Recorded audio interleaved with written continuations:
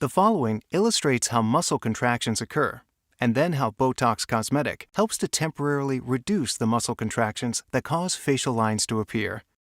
Neurons send signals to the muscle cells, causing them to contract and produce movement. Over time, repetitive muscle movements may cause facial lines to form. The presynaptic neuromuscular motor nerve ending contains vesicles prepared to release the neurotransmitter acetylcholine. When neuronal stimulation occurs, the vesicle fuses with the nerve membrane. This process is facilitated by interaction between proteins on the vesicle and the cell surface, forming the snare complex.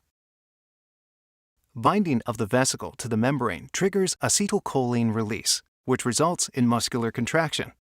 This is the normal function of muscular contraction prior to Botox cosmetic injection.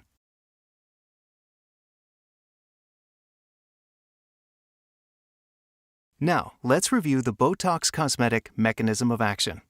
The Botox cosmetic complex includes the 150 kilodalton core molecule surrounded by its protective accessory proteins. This is the 150 kilodalton core molecule.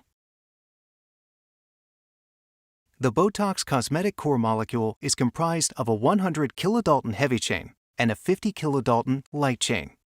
The heavy chain contains the binding domain that allows it to interact with the receptor of the nerve terminal. Therefore, it is able to enter the cell through the process of endocytosis.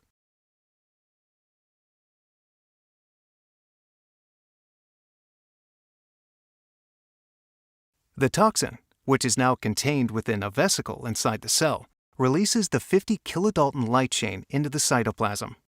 Once in the cytoplasm, the light chain is available to cleave SNAP25, one of the snare proteins involved in the formation of the snare complex. This prevents the release of acetylcholine.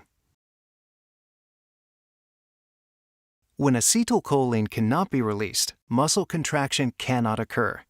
When injected intramuscularly at therapeutic doses, Botox Cosmetic produces partial chemical denervation of the muscle, resulting in a localized reduction of muscle activity.